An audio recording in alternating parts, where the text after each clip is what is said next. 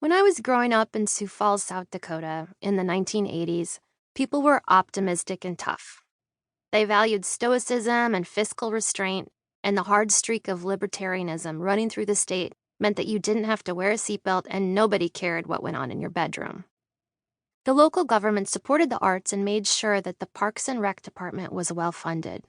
It was a great place to live if you didn't mind the humidity. And except for that humidity, there was no complaining because it was a belief of most South Dakotans that unless your whining was coming from an iron lung, you had nothing to complain about. I had even less to complain about than most. I lived in the world's greatest neighborhood on South 6th Avenue with a pack of free-range kids to bike with every day and play kick the can with every night. Most of us lived in small, one-story houses. Nobody on our block had any extra money, but the houses and yards were well tended. My parents were good at parenting and not into spanking. My father is charming, gentle, and musical, with a hot temper that emerges in the car. A local celebrity, he gave the cattle reports on Kelloland television and hosted any number of pie contests, FFA banquets, and, starting when I was 13, his own weekly variety show. My mom, a former high school teacher turned librarian, is cerebral, unflappable, and tireless. She came up with fun projects for us to do on hot summer days and cooked amazing meals, which we ate promptly at 5:30 every night. I was the only person who did not think that my sister was perfect. Her tendency to physically assault me if I wore a pair of her jeans prevented me from sharing that citywide opinion. My brother was not interested in me enough to bother me. He was too busy hiding in his basement bedroom, listening to Steve Martin and Richard Pryor albums, writing short stories for horror magazines, and practicing big band songs on his sax. Our house was just large enough for everybody to have their own small bedroom, and in our backyard, a chain-link fence held a cockapoo, a weeping willow, and a vegetable garden. There was no need for a security system. My dad left his car keys in the ignition of his car at night. I didn't know danger unless it was coming from a weather pattern.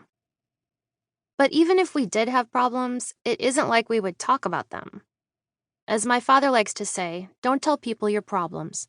50% don't care, 20% do, and the rest are glad it's happening to you.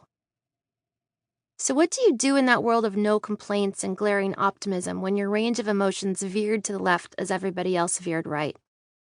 When you were labeled moody from an early age, struggled to leave your mother's side, and had panic attacks when getting your hair washed at the hairdresser. The kind of kid who, on the first day of kindergarten, when your mother told you not to touch the hot burner that just held her coffee pot, you pressed your soft, 5-year-old palm onto the red-hot coils. And when you were rushed into basements during tornado warnings, and the rest of your family calmly played Sorry and Clue and waited for the weather to pass, you hid beneath a pile of wheat-smelling stuffed animals and waited to die. What do you do when you have both insomnia and a bottle of Mylanta in the 7th grade? For a while, I dealt with my dialed-up emotions and overactive senses by suspending myself in my imagination in books. I had imaginary friends long beyond the time that it was acceptable to interact with invisible people. I was the last to give up on Barbies. I made little friends out of pom-poms and brought them to catechism class, where I set them on the edge of my desk and Amy McCarthy turned around to ask, "What the hell are those?" I didn't want to be viewed as the weirdo that I was pretty sure I was, so I learned the boundaries that contained normal people and stayed within them. I tried to pretend that the way the world made me feel wasn't the way the world made me feel. Then, one day, I discovered the 2 short shelves of art supplies at B. Dalton Bookstore in the Sioux Empire Mall, and somehow convinced my mom, a woman renowned for her ability to shut down any request at any store, to buy me a metal case full of drawing pencils. I brought home those pencils, began copying images from National Geographic, and discovered that art could serve as a tiny valve, capable of releasing just enough of my unwarranted angst and tightly wound personality to make breathing, sleeping, and interacting with other humans a bit easier.